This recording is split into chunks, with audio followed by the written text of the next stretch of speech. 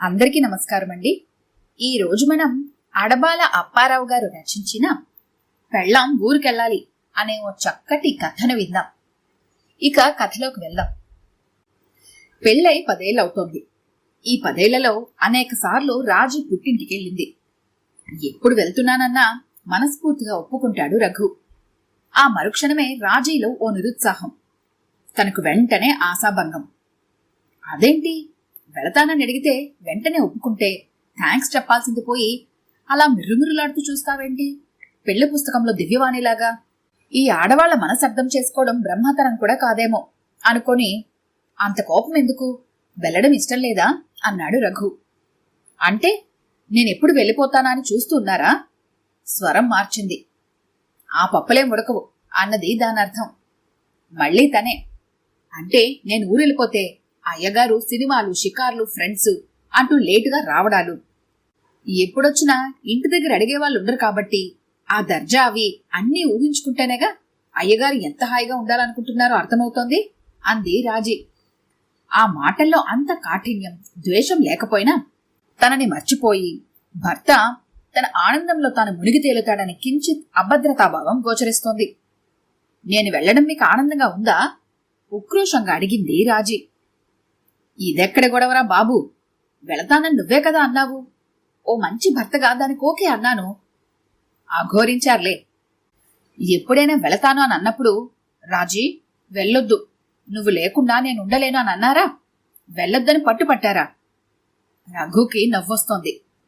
వెళ్ళనీయకపోతే తన మీద నిష్ఠూరం వేస్తుంది, వెళ్ళమని చెప్పినా తన మీద నిష్ఠూరం వేస్తుంది. ఏం చేయాలో తెలియక ఆలోచనలో పడ్డాడు రఘు.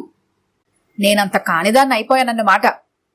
పెళ్ళైన కొత్తలో అయితే క్షణం కూడా నిన్ను విడిచి ఉండలేను రాజీ అన్న మనిషేనా ఈ మనిషి?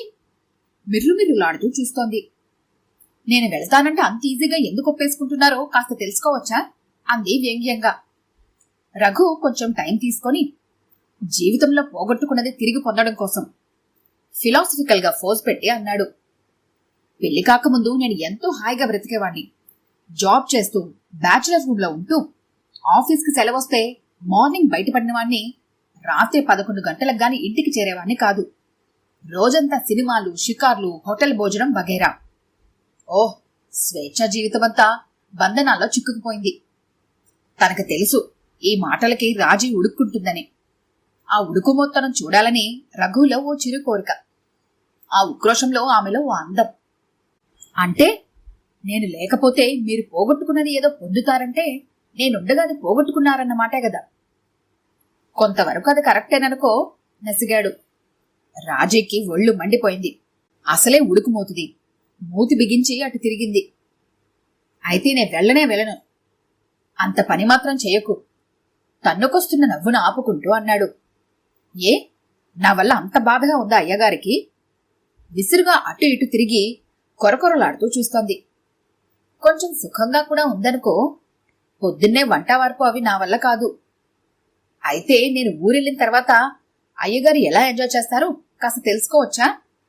కాస్త ఉక్రోషం కలగాల్సిన స్వరంతో అడిగింది. ఏముంది, పొద్దున్నే లేవడం, స్నానం చేయడం, కాఫీ తాగడం, ఆ తర్వాత ఒళ్ళు బద్ధకంగా లేకపోతే వంట చేసుకోవడం, బద్ధకంగా ఉంటే పాలు తోడుపెట్టి ఆఫీస్కి వెళ్ళగానే టిఫిన్ చేసి, లంచ్ కూడా క్యాంటీన్లో చేసి, సాయంత్రం వంట మాత్రం ఇంటి దగ్గర చేసుకోవడం. అంటే సాయంత్రం టైంకి ఇంటికి దయచేస్తారన్నమాట. చచా, అలవాట్లో పొరపాటు. ఏదో పెళ్ళం ఇంటి దగ్గర ఉన్నట్టు ఆఫీస్ అవగానే రావడం దేనికి? అట్నుంచటే సినిమాకు చెక్కేస్తా. ఇంట్లో టీవీ ఉండగా సినిమా అంత అవసరమా? అవసరం కాదా మరి? మన సంక్రాంతికి రిలీజ్ అయిన సినిమాలు 2 ఏళ్లకు 3 ఏళ్లకు టీవీలో వస్తాయి. అప్పటిదాకా ఎవడాగుతాడు? అసలే ఈ సంక్రాంతికి హిట్ పిక్చర్లు ఎక్కువగా వచ్చినాయి. ఒక్క సినిమాకి వెళ్దామన్నా నువ్వు వెళ్ళనివ్వలేదు. ఇప్పుడు చెబుతా వాటి పని. లేకపోతే ఆ వాల్ పోస్టర్లన్నీ నన్ను చూసి వెక్కిరిస్తాయా?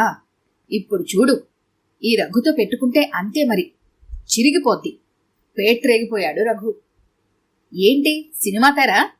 వెక్కిరింపుగా అంది రాజీ. మరి అన్నట్టు నీకింకో విషయం చెప్పడం మర్చిపోయాను. మా ఆఫీస్లో చిట్టుబాబు గారికి ప్రమోషన్ వచ్చిన దగ్గర నుంచి నాకు పార్టీ ఇస్తాను రమ్మని ఒకటే చంపేస్తున్నాడు. నువ్వు ఊళ్ళో ఉన్నప్పుడు నేను పార్టీకి వెళ్ళలేనని తెలిసే వాడు అలా రెచ్చిపోయాడు. ఇప్పుడు ఇమ్మంటాను వాణ్ణి పార్టీ. మన దెబ్బకి మొత్తం వాడి జేబు చిల్లు పడాల్సిందే. రాజీకి ఒళ్ళు మండిపోయింది. అంటే మేమెప్పుడు ఇంట్లో లేకుండా పోతామా అని, ఈ జల్సాలన్నీ చేద్దామని కాచుక్కుచ్చున్నారన్నమాట. ఎగ్జాక్ట్లీ.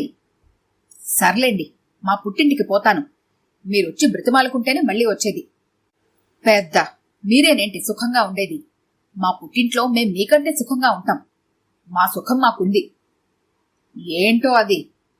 ఇక్కడలాగా పొద్దున్నే కంగారుగా లేవనక్కర్లేదు. నెమ్మదిగా 7ంటికి లేస్తే అమ్మ కాఫీ టిఫిన్లు రెడీ చేసి పెడుతుంది. స్నానం చేసి హాయిగా టీవీ చూస్తూ తింటాం. ఆ తర్వాత ఊళ్ళో చిన్ననాటి స్నేహితులతో కలిసి కబుర్లు చెప్పుకుంటాం. మా అన్నయ్యలు, ముదిన్లు, బాబాయిలు, బామ్మ అందరం కలిసి హాయిగా గడుపుతాం. ముఖ్యంగా మీకు అన్ని టైంకి చేసి పెట్టే బాధ తప్పుతుంది. మేం కూడా ఎంజాయ్ చేస్తామండి సమ్మర్ వెకేషన్లో, గర్వంగా అంది రాణి. అవన్నీ ఒట్టి కోతలే.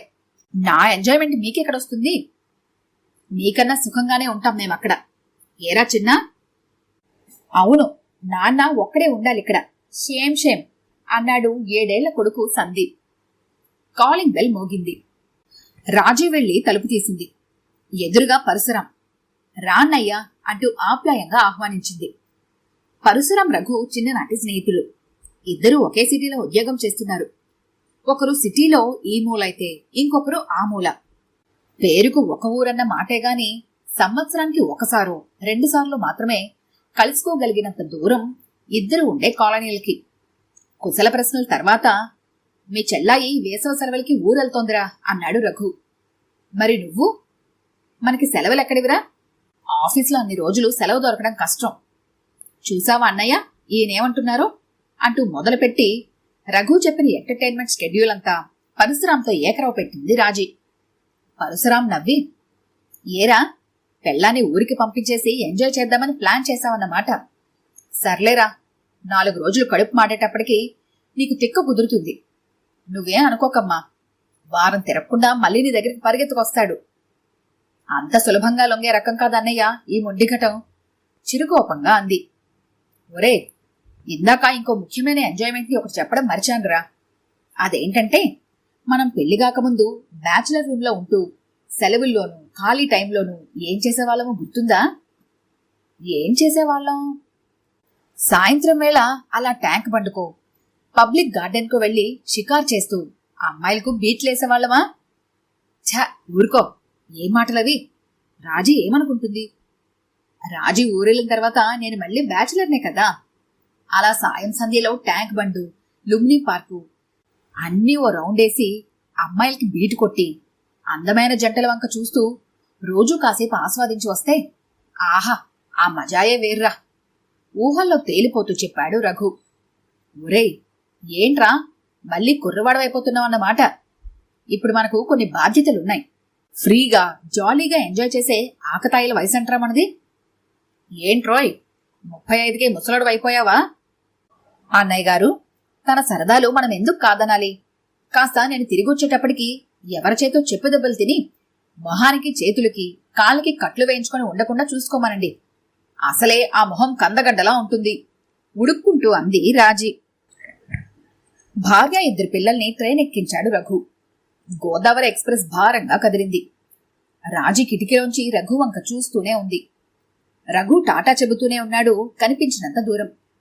ట్రైన్ కదిలే వరకు అవి ఇవి తిని ఆరోగ్యం పాడు చేసుకోద్దని రఘుకి జాగ్రత్తలు చెబుతూనే ఉంది రాజీ.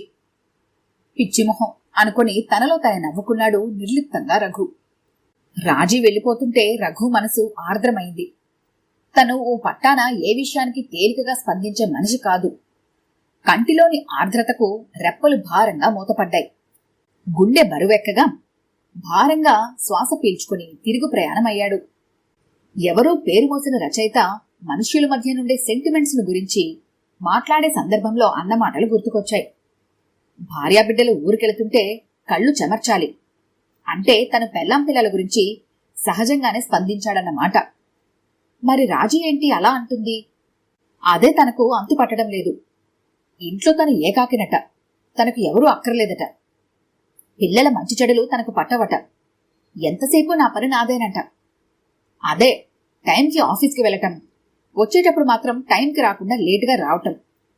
పొద్దున లేచిన దగ్గర నుంచి రాత్రి పడుకునే వరకు నాదో టైం టేబుల్ అట. తను చెబితేనే నాకు తెలిసింది. ఆలోచనల నుంచి, రైల్వే స్టేషన్ నుంచి ఒకేసారి బయటపడ్డాడు రఘు. ఎదురుగా ఉన్న ఆంధ్ర హోటల్కెళ్ళి టిఫిన్ చేసి ఇంటికి బయలుదేరాడు. ఓ నెల 15 రోజులు, అదే రాజీ తిరిగొచ్చే వరకు తనదో డిఫరెంట్ లైఫ్. ఆ డిఫరెంట్ లైఫ్ గురించి ఆలోచించుకుంటూ తనలో తనే చిన్నగా నవ్వుకున్నాడు గర్వంగా.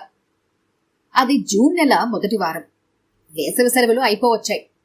రఘు తనకి ఆఫీసులో తీరిక లేకపోవడంతో రాజీని పిల్లల్ని పంపమని తన మామగారికి ఉత్తరం రాశాడు. ఓ రోజు పరశురాం రఘు ఇంటికొచ్చాడు. అప్పటికి రాజీ ఇంకా తిరిగి రాలేదు. రఘు బలవంతం చేయటంతో ఆ రోజుకి రఘు దగ్గరే ఉండిపోయాడు పరశురాం. రఘు వంట చేశాడు. ఇద్దరూ భోజనాలు ముగించారు. ఏరా రఘు, ఈ సెలవుల్లో నీ ఎంజాయ్మెంట్ ప్రోగ్రాం ఎలా ఉందిరా? ఏవో చాలా చాలా చెప్పావుగా, సినిమాలని, షికార్లని, బీట్లని. ఎంతవరకు వచ్చాయేమిటి నీ కోరికలు అన్నాడు పరశురాం. నువ్వు రాజీకి చెప్పకుండా ఉంటానంటే నీకో విషయం చెప్పాలిరా. ఏంటది? ఆసక్తిగా అడిగాడు పరశురాం. ఇదిగో ఈ పుస్తకాలు చూసావుగా? షెల్ఫ్స్లో ఉన్న పుస్తకాల్ని చూపిస్తూ, ఇవేరా నా ఎంజాయ్మెంటు. నాకిష్టమైన సాహిత్యం సాధ్యమైనంత వరకు ముగించాను, తృప్తిగా చూస్తూ చెప్పాడు రఘు. మరి ఆ సినిమాలు, షికార్లు వగైరా? చచా, ఆ సినిమాలేం చూస్తారా? ఏదో సినిమా చూసాలే, తలపోటొచ్చింది. మరి రాజీతో అలా చెప్పేవేరా? తను కొంచెం బాధపడింది కూడా. రాజీని బాధ పెట్టడం నా ఉద్దేశం కాదురా. సంవత్సరం అంతా భర్తకి పిల్లలకి సేవ చేసి తనెంత కష్టపడుతుందో చెప్పు. మనం ఆఫీస్లో ఉద్యోగం చేస్తున్నాం. మనకెన్ని సెలవులున్నాయి సంవత్సరంలో? ఆదివారాలని, శనివారాలని, పండుగలని, పబ్బాలని, ఆర్జిత సెలవులని, క్యాజువల్ లీవ్ అని, ఎవడైనా చస్తే సెలవు, బ్రతికితే సెలవు, ఇవన్నీ కలుపుకొని సుమారు 4 నెలల పైన మనం సెలవులు తీసుకుంటున్నాం. అబ్బా, అన్ని రోజులు మనం పనిచేయడం లేదన్నమాట. ఎప్పుడు పెద్దగా ఆలోచించలేదు నేను ఈ విషయం మీద, సాలోచనగా అన్నాడు పరశురాం. మరి రాజీకి సెలవులేవి? అందుకే రాజీని వాళ్ళ ఊరు వెళ్లేలా రెచ్చగొట్టాను. నేను ప్లేన్గా చెబితే తాను వెళ్ళదు. ఎందుకని? నన్ను మా ఆయన బంగారం అనుకుంటూ, ఈ బంగారం మొగుడుగారు కష్టపడకూడదు అనుకుంటూ ఆమె మరింత కష్టపడడం మొదలు పెడుతుంది. ఏదో అతి ప్రేమ, అమాయకత్వమును. అందుకనే తన వీక్నెస్ ను ఆధారం చేసుకొని తన అహం మీద చిన్నగా ఓ సవాల్ విసిరి నా మీద ఓ చిన్నపాటి అలక వహింపచేసి ఊరికి పంపాను. ఈ నెల 15 రోజులైనా తను ఏ టెన్షన్ లేకుండా రిలీఫ్గా గడపగలిగితే అంతకన్నా నాకు కావాల్సిందేముందిరా? ఒరే, నువ్వు చాలా విశాల హృదయం కలవాడివిరా. చిన్ననాటి స్నేహితుడివైనా నిన్ను పూర్తిగా అర్థం చేసుకోలేకపోయాను.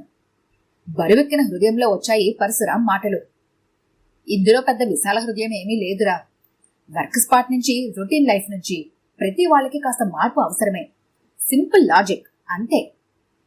మంచిది, కానీ నువ్వు వల్లించిన షికార్లు, బీట్లు వగైరా ఆమెకు బాధ కలిగిస్తాయేమో.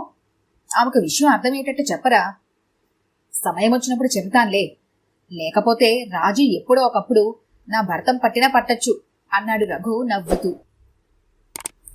ఈ కథ కనుక మీకు నచ్చినట్లయితే లైక్ చేయండి, షేర్ చేయండి. మరిన్ని ఇంట్రెస్టింగ్ కథల కోసం మా ఛానల్ని తప్పకుండా సబ్స్క్రైబ్ చేసుకోండి.